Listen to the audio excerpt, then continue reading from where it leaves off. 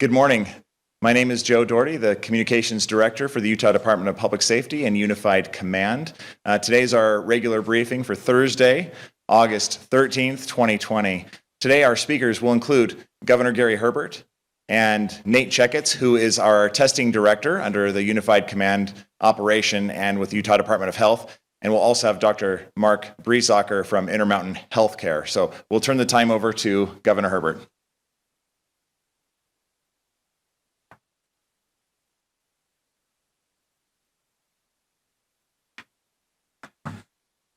Well, thank you, Joe. Again, as always, it's a pleasure to be with you this week, and we appreciate those who are tuned in and listening, particularly those from the media. And we'll have an opportunity as we go through the presentation to give you a chance to ask questions to us today also, so we'll look forward to that. Let me, as I begin, just reflect upon the fact we've come a long way through this pandemic. It's been a challenging time for all of us. It's certainly been uncertain. We've learned a lot as we've gone down this road, and we still have, I think, a lot yet to learn. And we're using some of the best minds in science and medicine to help guide and direct us as we develop policy. Today, we start a new chapter, kind of a new chapter in our history, as we now are going to open up schools, our public school system, go back to school during the middle of a pandemic. That hasn't happened since 1917. So it's a new experience for most of us here in a little different situation. The Washington County School District is opening up today.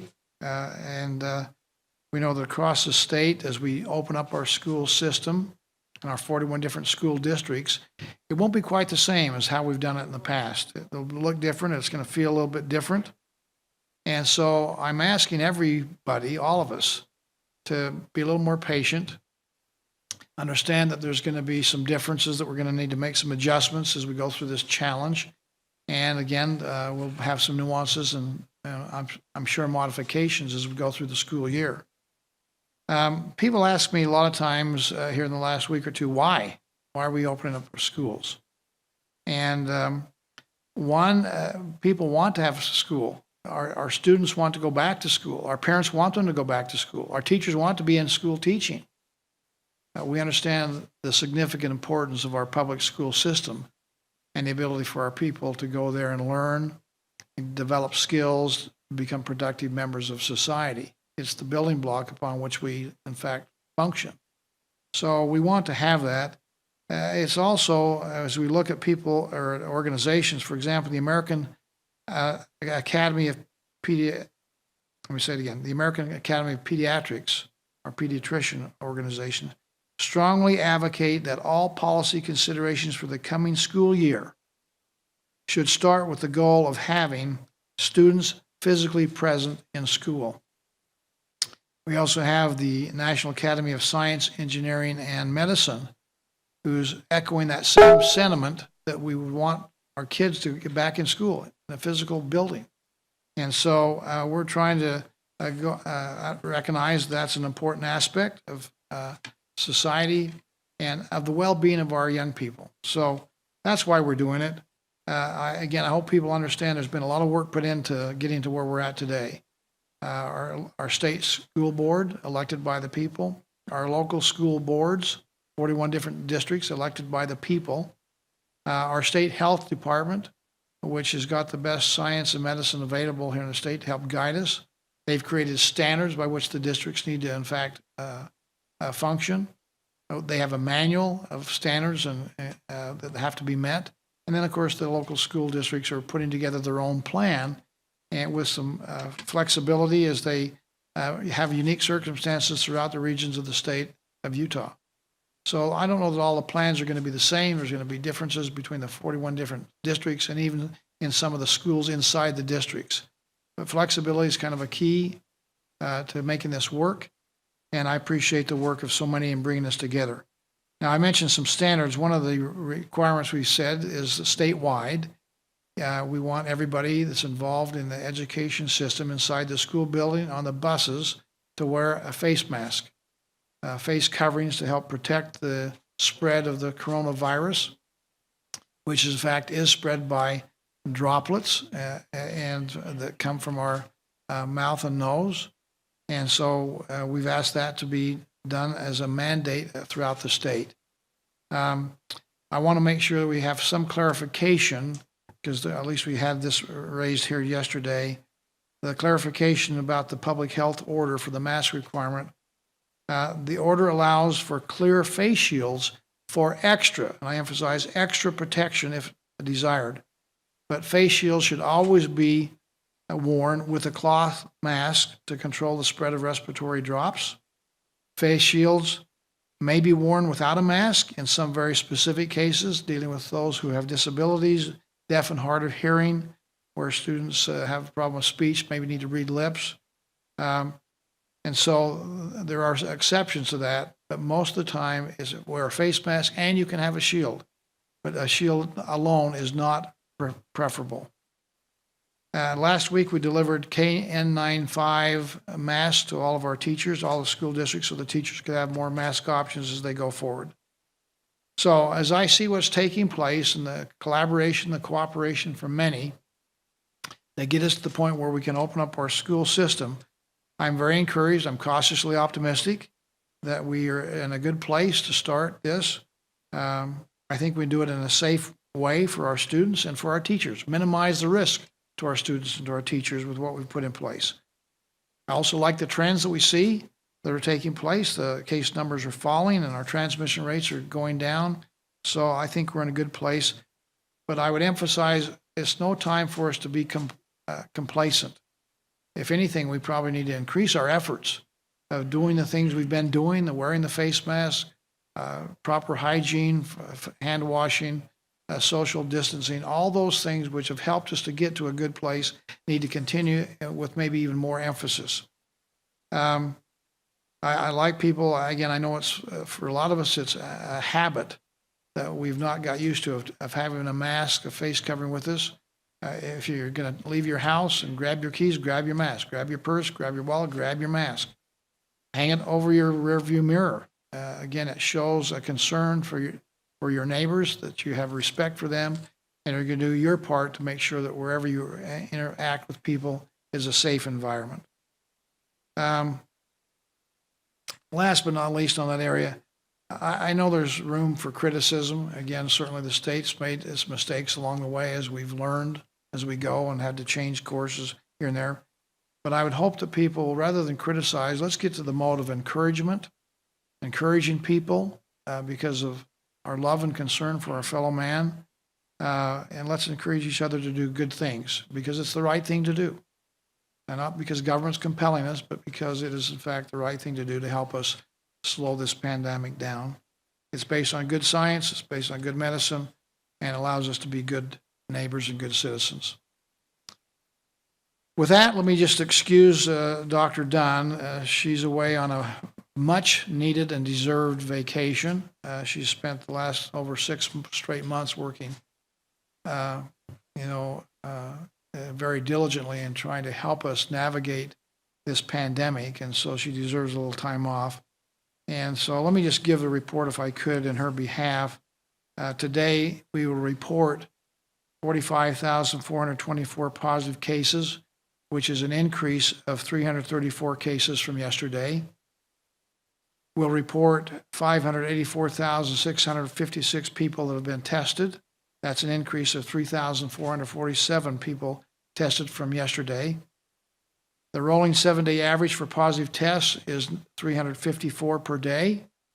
The rolling 7-day average for positivity of our laboratory tests is 8.6%. Hospitalizations, there are 184 people currently hospitalized with COVID-19. And total deaths are now 353 deaths, which is an increase of 2 deaths since yesterday. As I mentioned earlier, the trends are going in the right direction. I'm grateful for that, grateful for the work of so many here in the state of Utah doing their part. Again, we need to continue that effort so we can, in fact, get on top of this pandemic. With that, we have an opportunity today to talk about testing. There seems to be a lot of confusion and certainly a lot of questions about testing. And so we've brought in one of our experts here, Nate Checketts, who's the testing branch director for the state's COVID-19 response. to help us understand the importance of testing, what it means, how it happens, and what's going on, and some of the questions we have. And I think that's an opportunity for us to understand better. So let's invite Nate Checketts to come in, and then I'll ask some questions, and you can respond. So come on in, Nate.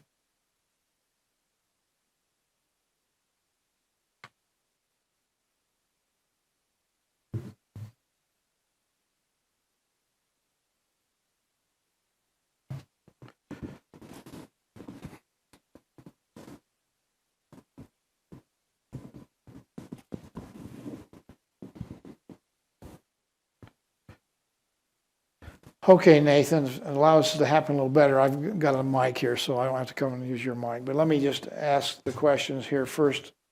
I will have 6 or 7 or 8 of these questions. Why is testing so critical in our pandemic response? What is the purpose and the need, and why is it so important? Yeah, thank you. So testing for COVID-19 is a little different than some of the other testing that we do for other diseases.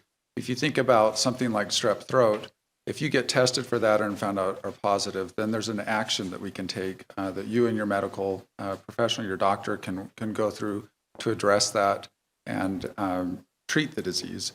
Unfortunately, with COVID-19 being a viral disease and the state of our medicine today, we don't have direct treatments for that type of condition once you're identified. So why do we test? What's the importance of that testing? First of all, for an individual, it's important to know whether or not they're positive with COVID-19 or some other disease, whether that's flu or something else. It's also important for those that you are your close contacts. So if you're identified positive as for COVID-19 and you've had interactions with other individuals, they need to know too, so that they can also begin the quarantine process so that the disease doesn't spread. And finally, as a state and as a nation and as a world, we need to know the extent of the spread of this disease. And so by having those positive results and having those test results, we know how far the disease is spreading, where it's spreading, what communities it's spreading to. And so it helps inform the state's response. And as you've seen, as we've gone through the pandemic response, there's been periods where there's been stay-at-home orders, there's been mask orders, there's been a variety of things that are part of our response based on that information. So the test results help inform our response, family's response, community's response, and the state's response. Very good. Thank you, Nate. This is 3 questions that we hear all the time, so I'll combine them together. But how many tests can the state handle? What is our capacity? That seems to be a little bit unclear. It's varied and certainly has grown. But how many tests can the state handle in a typical day? Who should be tested? And do you have to have symptoms in order to get tested? Yeah, thank you. Yeah, we've had an incredible journey here in the state and in the country in our testing capacity. If you go back and look at March, we were able to test hundreds of individuals. At the end of the March, we were up to 800 individuals that we could test in a single day. And that was maxing out the capacity of all the players that were involved, the state lab, ARUP, Intermountain, and that's all we could do. And at that time, the type of extraction we were doing were actually requiring manual effort. There were manual kits, and we were trying to find manual kits. And if you remember back from those days, we were putting out releases saying, hey, we need more extraction materials. We can't find extraction materials, working through that process. We've come a long ways from there. We are now up to a capacity of around 9,000 a day that those labs and other partners can do. We are moving it. We are well into automated extraction and automated processing that allow us to get to those types of numbers and be able to do that on a daily basis. And we continue to add to that on a regular basis too. All of the labs are working on improving their processes and working through ways that they can add additional capacity, whether that's buying additional machines that allow them to process things faster or additional numbers, whether that's bringing on additional staff. And that's been one of the pressure points we faced as we've sought to increase the state's testing capacity, is to try to find qualified individuals that can come in and help us operate these machines in the labs. And also looking for new ways, new ways of completing our testing. So who should be getting tested right now? For many months now, we've had out as our statewide guidelines that individuals that are symptomatic should get tested. There's 6 symptoms that are up on our state website. Hopefully everyone is familiar with those. We talk about having a fever, a cough, a sore throat, shortness of breath, muscle aches or pains, or a decreased sense of smell or taste. If you have any of those 6 symptoms, you should go get tested. Our systems, our healthcare systems, our referral systems, our healthcare providers are set up to help you if you have one of those 6 symptoms, get tested. There's also some other individuals that maybe don't have those symptoms that we would also want to encourage to get tested. And that's if individuals are a close contact of someone who has been positive. That puts you in a high-risk situation, and you may be the next person to get COVID-19 because of that exposure. So individuals that have been within 6 feet for more than 15 minutes of a positive individual are identified as a close contact. We work, as the test results come in, those are passed on out to our public health staff around the state, and they actually go out and try to help you identify any of your close contacts so those individuals can be identified and notified that they are at risk of COVID-19 because of that time that they spent as a close contact with you as that positive individual. Very good. There's a number of different tests we hear about out there. Can you explain the difference? Are there all the tests the same, or what are the differences between the different variety of tests out there available? Definitely. Yeah, I'll talk a little bit about the 3 primary types of tests that we have available right now, and also a little bit about how we collect those samples, because they're a little bit different for some of those different tests. The first one is commonly known as the PCR test, the polymerase chain reaction test. And that's the one that we think of mostly. When you think of someone saying, I went and got a COVID test, it probably was this type of test. And you've seen the pictures. Most of these are done through a nasal swab that goes up through your nose, back to the back of your throat in many cases to get that sample. That sample is then taken and sent to a lab where they can do high throughput testing with a high complexity test that's very accurate. But it needs to be run in one of those high complexity labs. And these tests are the ones that we believe are the most accurate in the system and telling us how to get those results. And so when we talk about capacity right now, that's generally referring to our PCR capacity. How many tests do we have access to? How many can the state labs run? And that's when we're talking about the 9,000 or so a day. In addition, there's another type of test that can also diagnose current infection it's called an antigen test. It actually goes through and looks for proteins on the virus, and if it identifies those, can help identify whether or not you are a positive individual or not. One of the advantages for these antigen tests is that the current products that are coming out are rapid tests. And so the turnaround time on some of those antigen tests are actually in the 15 minutes or so. Now, some of these tests that are coming out, they are good at telling us whether or not an individual is positive. So if you are infected right now, it will help you know whether you're infected.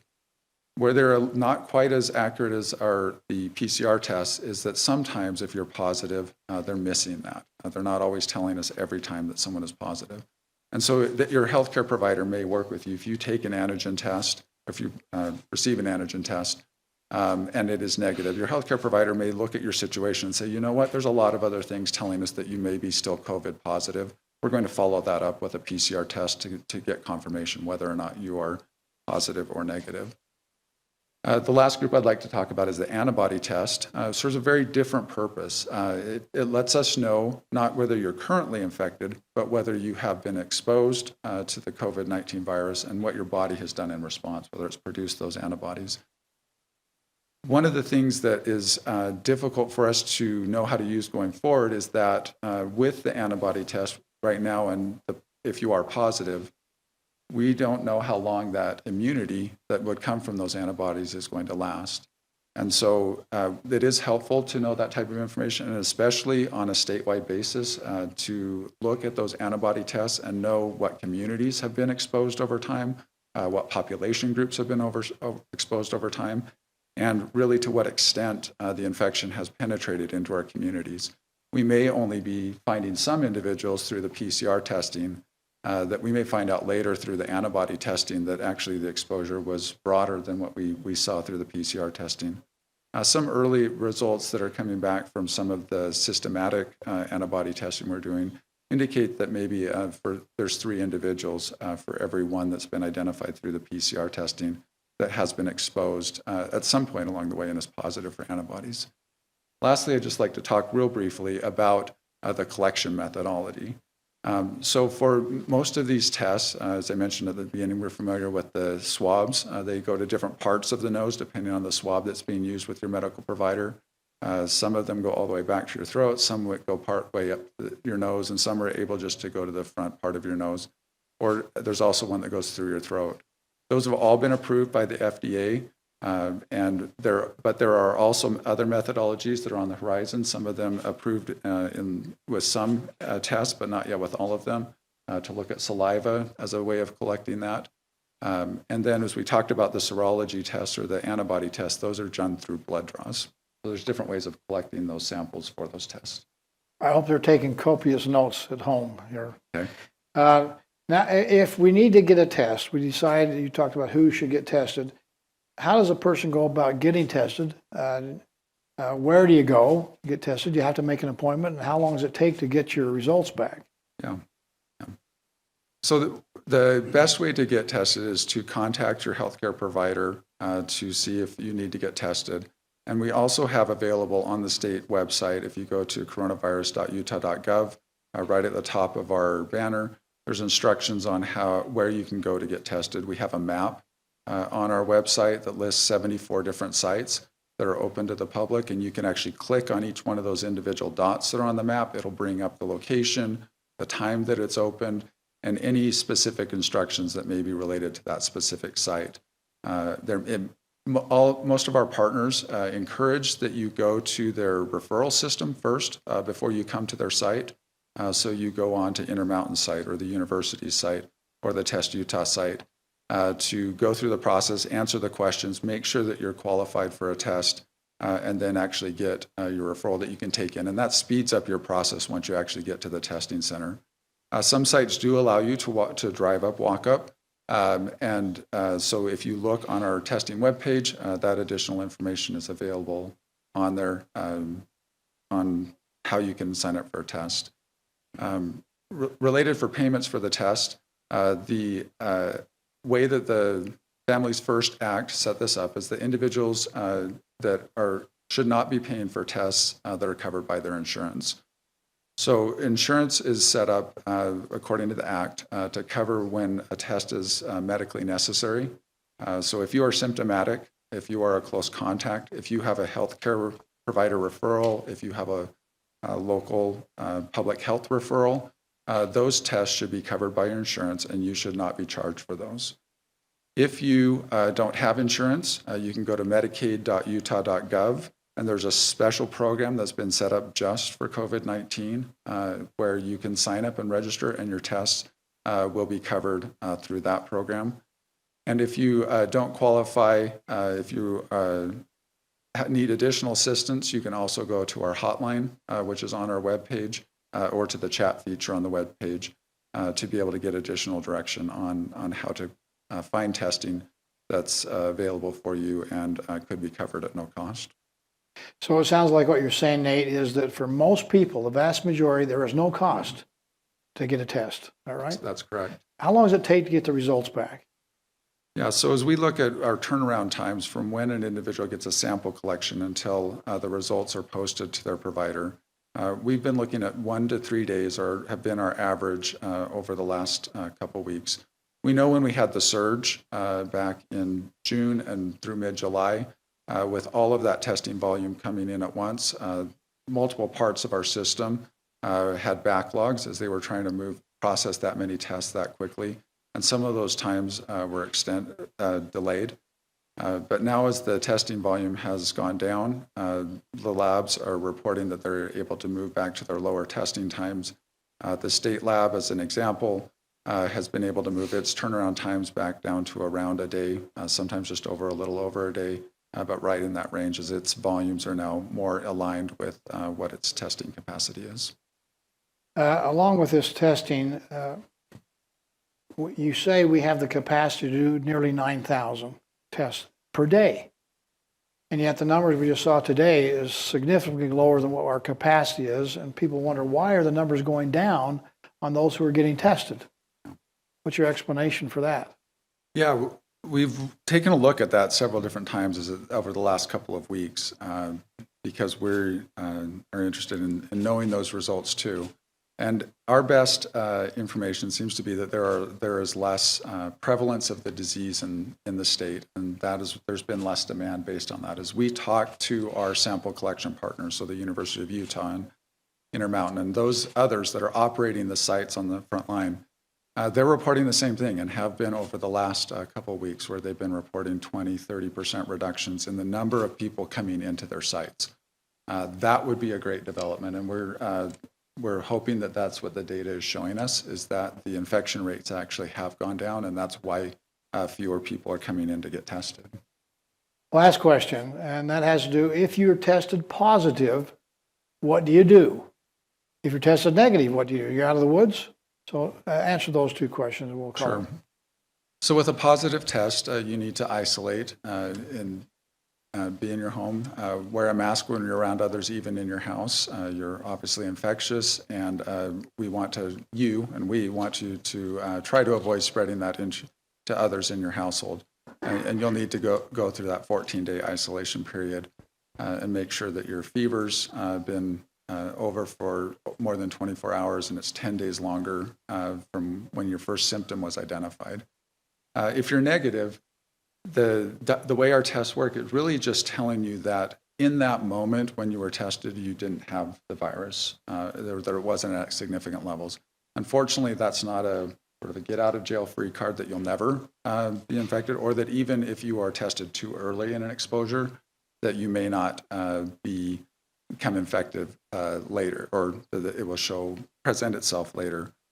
So we do, if you've been a close contact exposure, we do recommend that you continue your 14-day quarantine because sometimes if you're tested early in the process, it's possible individuals develop the disease differently, that up to 14 days you may develop it later. So it's important that you complete that quarantine if you've been a close contact exposure so that you don't potentially spread it to others after that period. Okay. Maybe one last sum up, Nate, and that is, what's the future of testing? Is this something we're going to have to live with forever? We're going to have this constant, have to go in and get tested as we have symptoms ad infinitum? Yeah. Unfortunately, my crystal ball, like many others, is probably broke about what exactly our future holds. The way I look at this is that we have made tremendous efforts to get where we are today.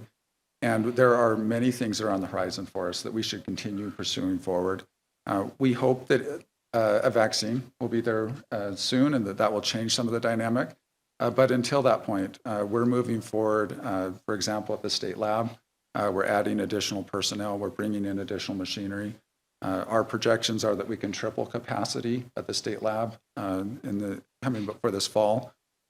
We are looking with your direction to partnering with other states to go out and purchase more of these rapid tests, these Anagen tests, to see if we can convince manufacturers to produce these in greater numbers and be able to have those available in the state. It would be a tremendous change in our process if individuals could go in when they're symptomatic and have a 15-minute test and have the results, and then start off that process so much quicker rather than waiting for a day or 3 days. So there's a lot of good things on the horizon. We've been working hard. We're going to keep working hard. Definitely appreciate the partnership we've had with the healthcare systems and the state employees that have been working on this. Amazing effort put in to try to make sure that we're staying on top of this. Well, thank you, Nate. Thank you, Governor. Appreciate your good work and keep it up. Let's switch gears just a little bit now, if we could. I had the opportunity here just a couple of weeks ago to go visit one of our great hospitals in the ICU unit and see the ICU staff. And clearly, we all know this, that our heroes today, those on the front lines of this pandemic, are medical professionals really doing what they can to make sure that we preserve life and help us get through this pandemic and the impact it has in every aspect of our society. So we certainly want to express our gratitude for them and to everyone that's involved in this fight. I learned recently in my visit that we have people who are saying, want to take it off? No, I'll just take it off in a minute. Is it okay? We getting double? Okay. Hold on a minute. I'll be back. It's okay.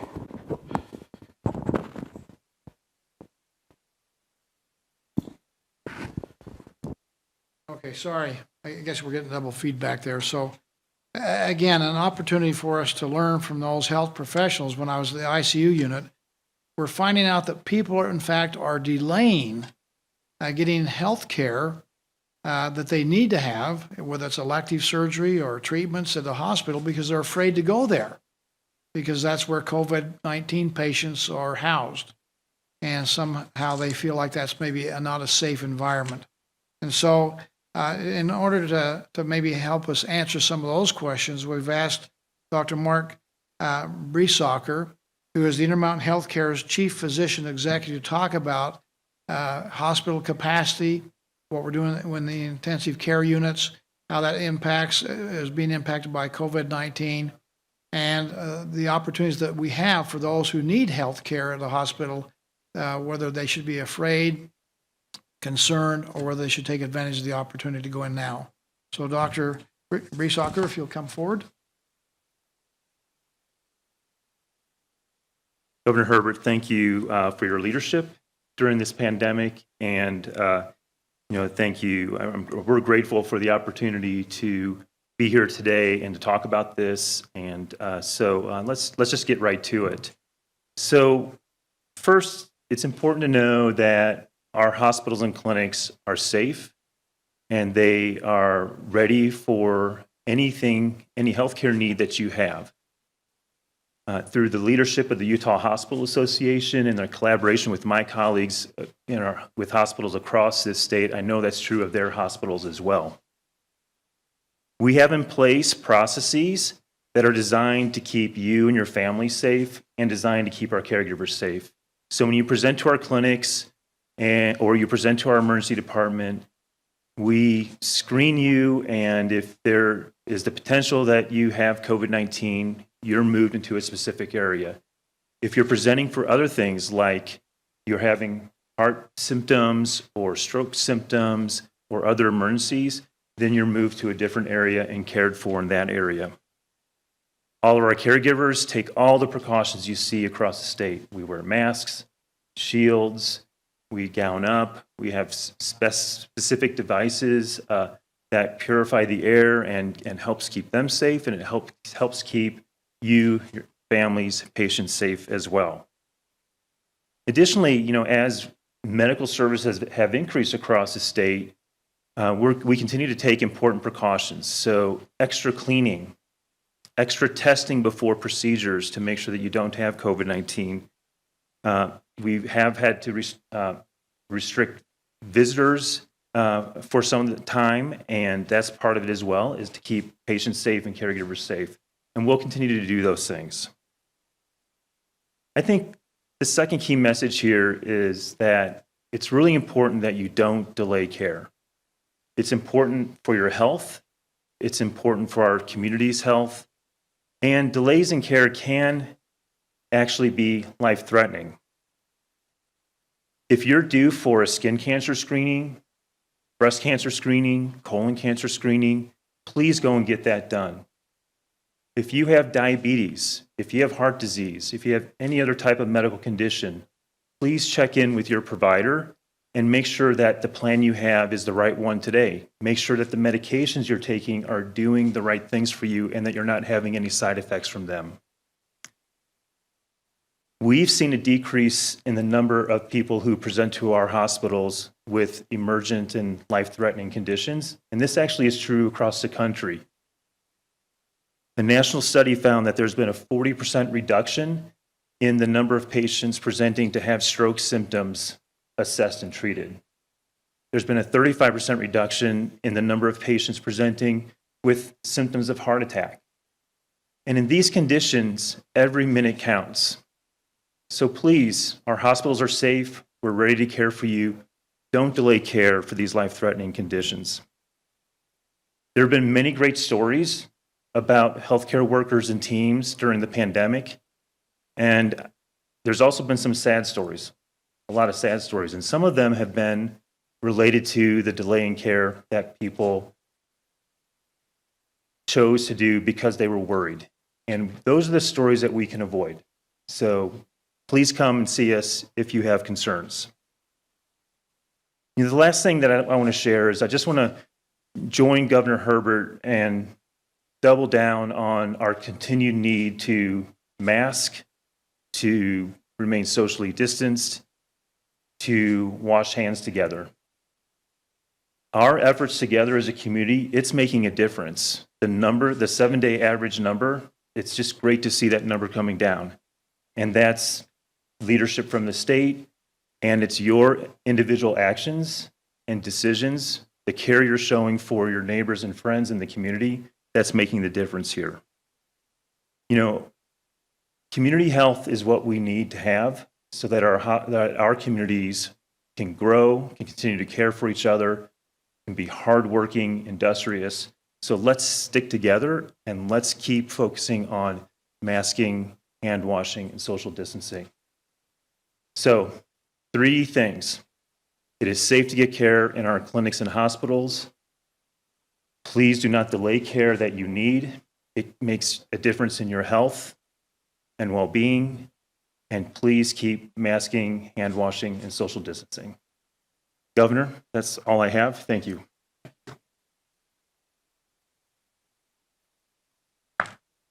Thank you, Dr. Mark Briesacher. Again, an example of our best and brightest out there in the front lines. As you all know, when we started this, we said we cannot overwhelm our healthcare system. And thanks to the leadership of many in our healthcare profession, we've been able to, in fact, treat people and help them get back on their feet and have minimal inconvenience and still have capacity at hospitals. So again, we appreciate Dr. Mark's efforts here today to tell us to get back, and if we have issues, the hospital is a good place to go to take care of treatment and surgery. With that, let me just again sum up, and then we'll turn over to questions. I'll just sum up by saying this. Life is really about choices. We have challenges that come along. This is certainly one that's been unforeseen, but there's many challenges in life where we have to make a choice and make decisions. This has to do with our health, and so let's make sure we take and make healthy choices. That includes not only our nutrition, how we eat, our diet, our exercise, doing the common sense things that Dr. Mark just got through telling us to do. We've been talking about for the last 5 months, social distancing, wearing the mask when you can't do that, taking extra precautions, being careful, hand hygiene, those kind of things, staying home when you're sick, not pushing the envelope today, it's too risky. Those things are going to help us. It's really a matter of us working together, keeping ourselves healthy, and also doing our part to keep those around us healthy also. So thanks for all that you're doing. We'll now turn it open to some questions. Any questions that we have out there?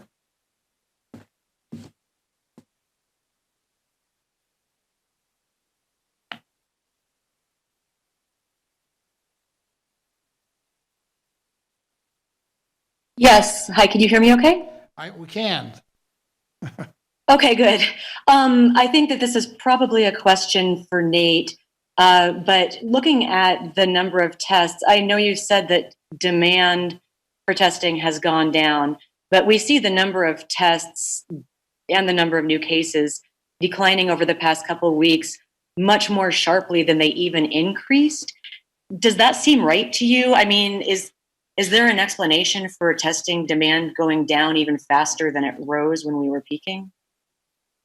So as we look over the last couple of weeks and looking into the surge itself in June and July, we really looked with our testing partners to see why it surged so quickly and to so many tests. And as they kept reporting back to us, it really was the number of symptomatic individuals that were showing up at their sites. And as we have done a similar discussion with them on this downward trend, they are reporting the same thing, but in the opposite direction, saying there are just fewer symptomatic individuals showing up to be tested at their sites. And that's what they're reporting back to us. We do caution as you look at the daily numbers as what's coming in, that there is always that flow with the labs about whether every test has been made it all the way through our system. And you can see on our charts that we post that we encourage you to wait a few days before the numbers are finalized, before looking at those. So again, urge cautions on looking at the last couple days numbers until all of those lab tests have come in. But that overall, we're seeing that it's a lower demand from symptomatic individuals.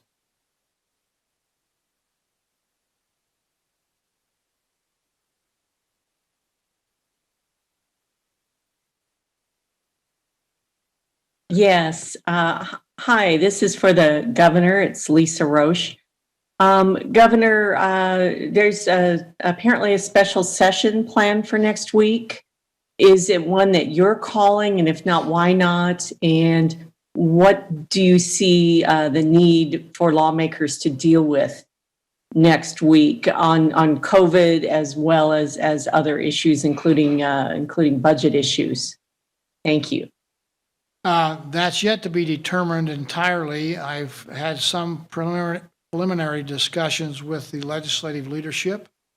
I think there are issues that they would like to address that they want to call themselves into session regarding. There's issues that I would probably concur and say, yeah, I'm happy to call them into session too. So maybe it'll be a mutually acceptable situation where we both call it into session. That's yet to be determined. So we need to make that decision by probably Tuesday of next week, how that's going to be played out. But the issues at hand really have to do with something that's timely, something that has to do with the pandemic, those kinds of issues that we cannot delay till a general session. So that's yet to be determined.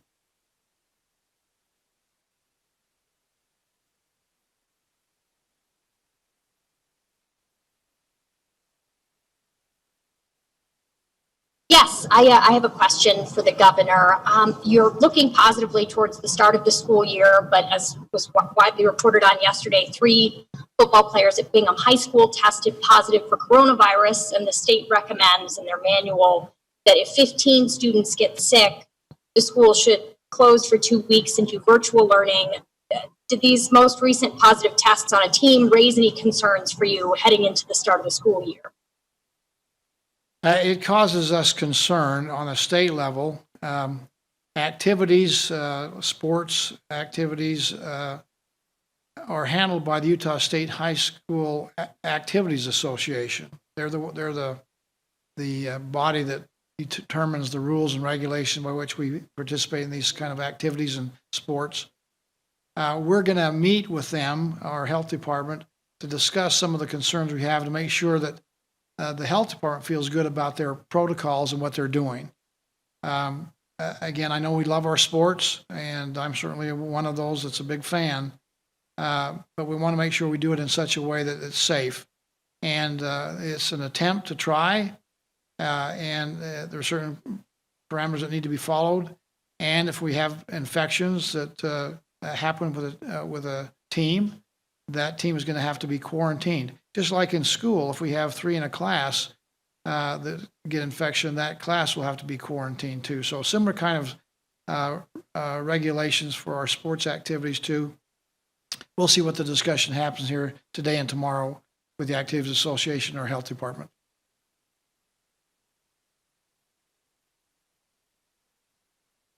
Yes, Gustavo Jaimes here. My question is for the governor. Governor, today some students return to class under specific rules to keep them safe. And having in mind that over 7% of the cases in Utah are children, what if these plans don't work? I mean, we're having a hard time making adults to understand the importance of being safe, wearing masks, practicing social distancing. What makes us think that children are going to follow those rules, even if maybe in their own families they don't see that behavior, and we just end up with an increase of the cases in children and all of them bringing the virus to their own homes. You broke up just a little bit. So What if our plan work? yeah.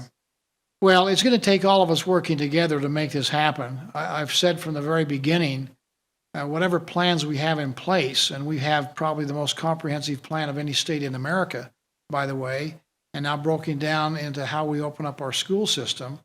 If we don't all participate and correctly, it won't work. It will fail. That means that parents have got to teach their young people when they go to school that they should wear a mask and encourage them to wear it. Certainly cultures around the world, we have young people from kindergarten on up that are wearing masks as just part of their culture. Our studies have shown that there's nothing harmful about wearing a mask. It would be very rare if somebody has a rash or something that occurs, but wearing a mask is safe, and it helps protect you from receiving droplets from somebody else, and more importantly, maybe helps from you from spreading droplets yourself. And unfortunately, what we're finding is that we have a viral load that peaks just before you have symptoms. So you may feel fine, but you may still be able to spread the virus, but you won't if you're wearing a mask. So again, it's a matter of people. There's no excuse for people riding the bus, going to school, and not wearing the mask. That's part of the requirement. And we hope teachers and principals and parents will work together to make sure that that's in fact the environment that we find ourselves in. If we, in fact, we don't do that, and we have a surge of infections, then in classrooms, schooling will cease to be. We'll have to close that down. That's certainly a possibility. But that has its own downside as people don't go to school, don't get a good education. In-class education seems to be the most profitable, most effective way for people to learn. That doesn't mean we can't learn online and do distance learning and certainly homeschooling.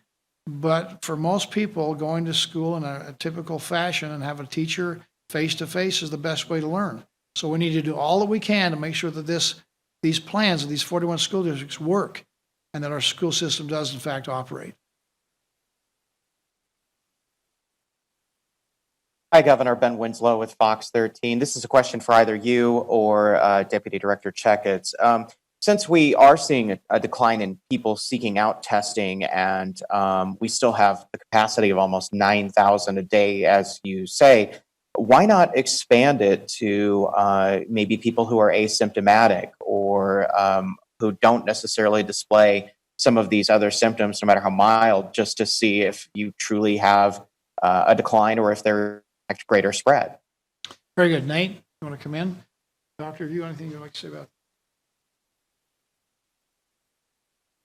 Yeah, it's a great question. One of the things that we've been doing is through the Department of Health, we have mobile test teams that are out, and they are able to do collections at nursing facilities, at community sites in an outbreak response. And so as we've seen over the last couple of weeks that the numbers are coming down, we've given them a broader green light to go out and do more testing, set up additional events. We have 4 events set up over the next over the next 8 days or so, where we're doing testing in West Valley and other locations in the western part of Salt Lake County that we've amplified in response to the fact that we have more capacity both on our collection side and also on the lab side. So we're ramping up those activities and also authorizing more of those to move forward. We're also looking forward to the future and to see what's coming next around the corner. We have back to school that we're talking about and whether or not that's going to impact the number of tests coming in. And then we have the flu season coming too. And so as we think about whether we should expand the definitions of who should get tested, we're also looking at that horizon, and we don't want to be, we've noticed over the time that it's been difficult for us and the public to stay on the same page on what the testing guidelines are and where we're at. And so we're also wanting to be cautious that we don't say everybody can get tested and then have to come back a week or two later if there's another surge to say, okay, now just symptomatic individuals again. So we're trying to balance moving forward and expanding, but also a consistent message that stays, that people can rely on over time.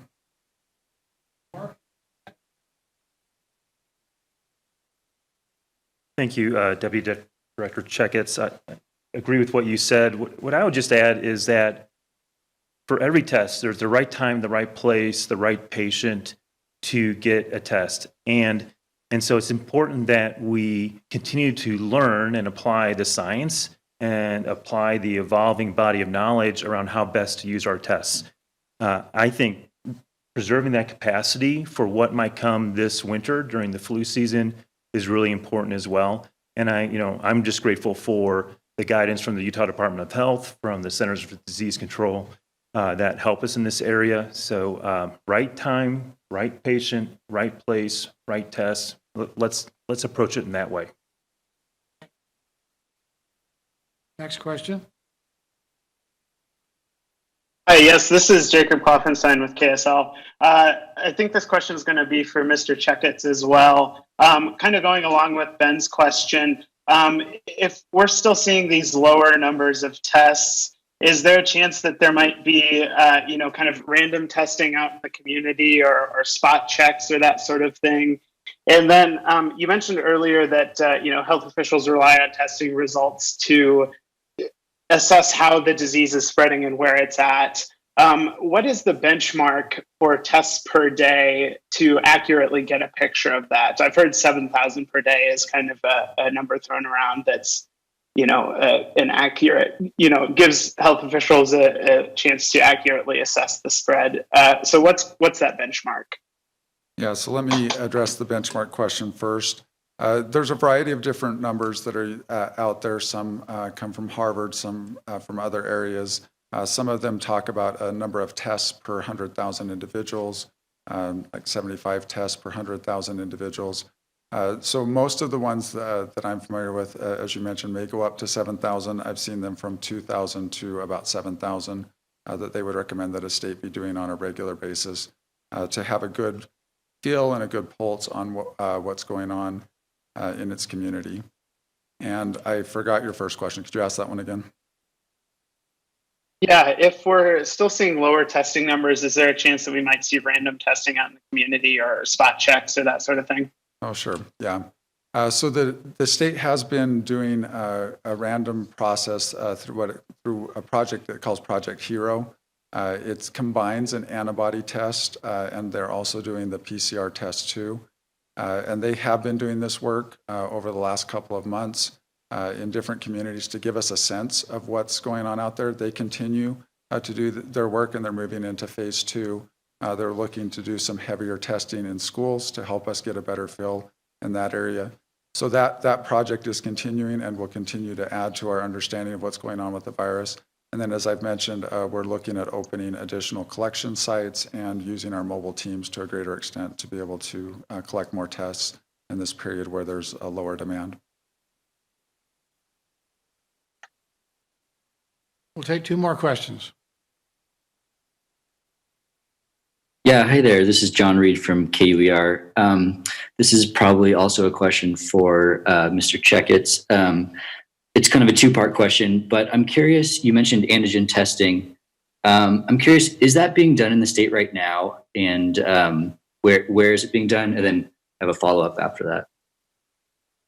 Yeah, and thank you for breaking that into 2 parts. On the Anagen testing, yes, there are Anagen machines that are in the state, most likely in some of the providers' offices or in outpatient clinics.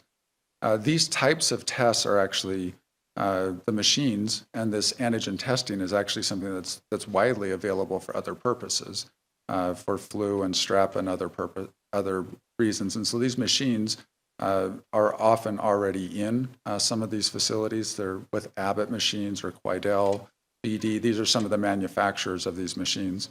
What's new for the COVID response is that they're coming out with a test that can be used with these machines that specifically detects the COVID-19 virus. And so that's where some of the bottleneck has been with these, is getting those tests out and available to providers and to us.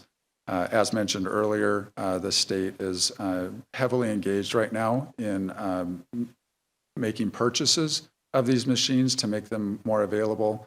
It's not the Anagen test, which is your specific question, but it is another rapid test with the Abbott test We received 15 of those machines earlier in the year.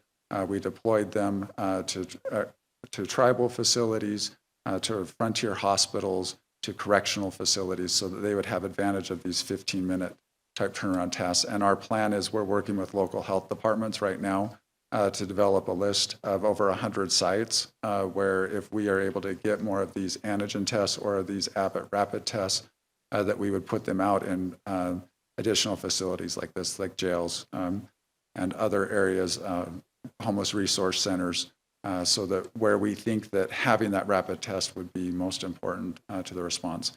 In addition, the federal government is rolling out a massive program across the country where they are sending antigen tests to nursing facilities. And our facilities in our state have already started to receive those. And I believe the goal of the federal government is that every nursing facility will have an antigen test on site once they complete that process. And you had a second question?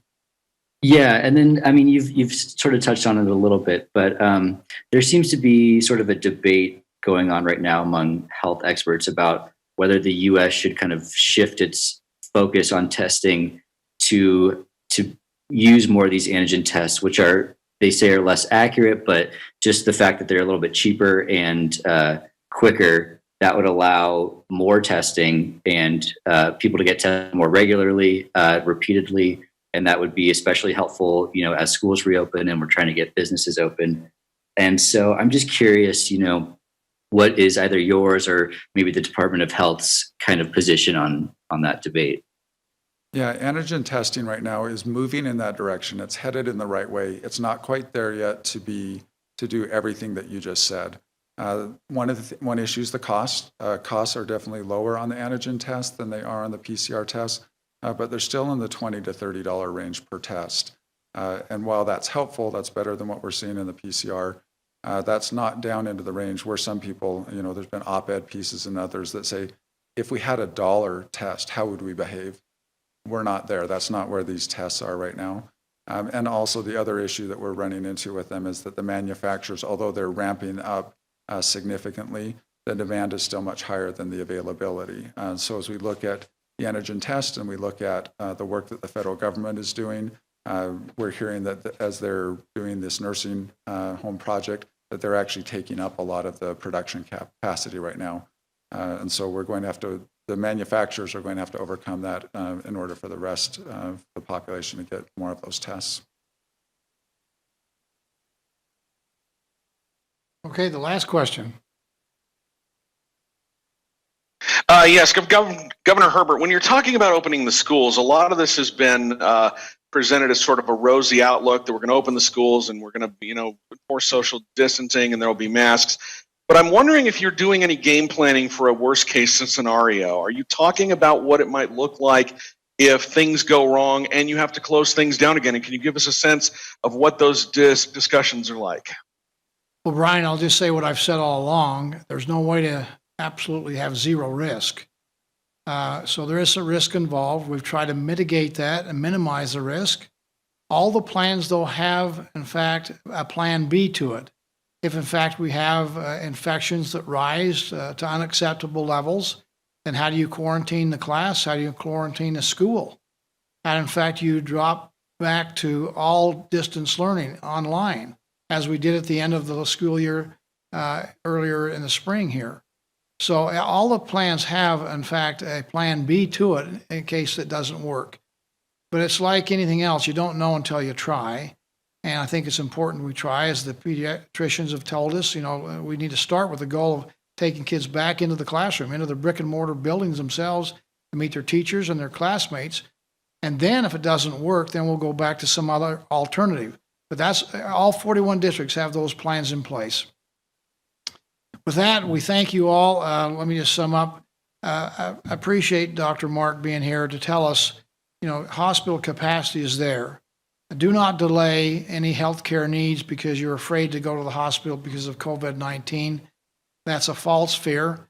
They're doing all they can to make sure that you have an opportunity to get your healthcare needs at the hospitals, the medical clinical buildings that we have available out there. So don't delay getting health care as you need it.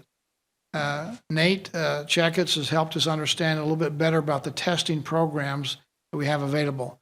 Like this entire pandemic, has been an evolution. It's a learn as you go. There's certainly been a significant evolution in testing. From the very beginning of this pandemic, testing has been a big issue for us as the state of Utah and for all the states around the country. And we've done pretty well in Utah. We've, in fact, we're at the leader in the beginning of this on testing. We've slumped a little bit in the middle, but we're back on top again now as we provide opportunities for people to be tested. The testing process itself is evolving. We would like to have everybody get tested. Obviously, we can't do everybody, but we certainly can do everybody that's got symptoms. And we've encouraged people, if you have symptoms, it's not hard to get a test. And basically, it's no cost for most everybody in the state. So don't let costs keep you away. If you have a sore throat, get tested. If any of the symptoms, get tested. The testing program we've had in place has been self-selecting, still somewhat that. If you feel like you have a symptom, I'm going to get tested. If you don't feel like you have a symptom, you're not going to get tested. So that group that we have self-select clearly are those who are more likely to have the COVID-19 virus as opposed to others who don't have a symptom. So again, the numbers are dropping down. The percentages are staying basically the same, which is probably understandable. But we want to encourage people to get tested. And the idea that maybe we'll start doing more random testing, have people be able to come in and that don't have symptoms, is one we'll look into.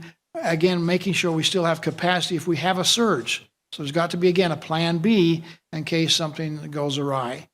But again, thanks to everybody here in the state, all stakeholders, our school people, our school board members, citizens, our business community, our healthcare professionals. Really, we're working together in a very significant way that's helping us have a positive outcome. But now's not the time to let up. Now is the time to redouble our efforts to make sure we do what we can do as we go into the fall season. And again, we start going more indoors, which I think is a little more risky than being outdoors. And that's just the nuances of coming into fall and winter. So let's redouble our efforts. Let's work together and we'll conquer this pandemic. Thank you very much.